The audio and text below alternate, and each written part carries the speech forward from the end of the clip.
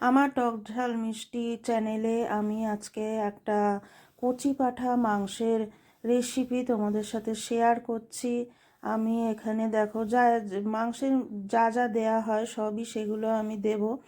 আদা, রসুন, পেঁয়াজ, টক দই, গরম মশলা। গরম মশলাটা প্রথমে একটু ফোড়নে দেবো আর বাকিটা পেস্ট করে নেব। আর 1.5 কেজির মতো মাংস নিয়েছি। আর পেঁপে নিয়েছি। পেঁপেটা নেওয়ার কারণ হলো পেঁপেটাকে আগে আমি মিক্সিতে পেস্ট করে তারপরে দিয়ে দেব ম্যারিনেটের সময় নুন, তারপরে কাশ্মীরি লঙ্কার গুঁড়ো দেব, যাতে ঝাল না হয়, যাতে কালার হয় সেই জন্য।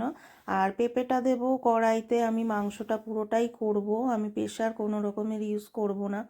এই মাংসটা রান্না করতে মোটামুটি 1.5 ঘন্টা মতো সময় লেগে যাবে যদি ভালো করে কষিয়ে করতে চাও। আর কচি পাঁঠা যেহেতু কচি পাঁঠার ঝোল হয়, আমি এখানে কষাটা করব, ওই জন্য প্রথমে অনেকটাই জল ছাড়বে মাংসটা দিয়ে, তারপরে আস্তে আস্তে আমি তোমাদের সাথে রেসিপিটা শেয়ার করছি। যেহেতু আমার চ্যানেলটায় আমি সব কিছুই দিই, রান্না বলো, আমার কাটিং বলো, আমি সব সময় কিন্তু এটা বলি। এক একটা চ্যানেল আছে যে একরকমই দেয়, আমি ঘুরতে গেলে সেটাও তোমাদের সাথে শেয়ার করব। আমার এক প্রকারের ডেলি রুটিনে তো সবাই একটা জিনিসই করে না, রোজ দিন নানান রকম জিনিস করে, যার জন্য আমি আমার চ্যানেলটার নামও দিয়েছি কিন্তু টক ঝাল মিষ্টি। তোমরা জানোই টক ঝাল মিষ্টি নিয়েই আমাদের পুরো সংসারটা। কিন্তু আমরা সংসারে আমি যা যা করি আমি সেগুলোই আমি তোমাদের সাথে শেয়ার করি। আমি যখন কাটিং করি তখন সেটাই করি, আমি যখন রান্না করি সেটাও শেয়ার করি, আমি যখন ঘুরতে যাই তখনও তোমাদের সাথে শেয়ার করি।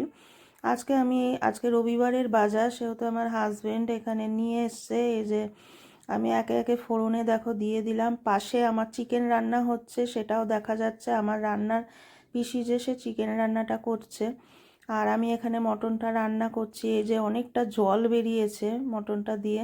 আমি আগেই বলেছি কচি পাঁঠা, তারপরে দেখো শুকিয়ে শুকিয়ে টানিয়ে নিয়েছি, এরকমভাবে হয়ে গেছে। এবার সার্ভ করছি, তোমরা পাশে থেকো। টাটা।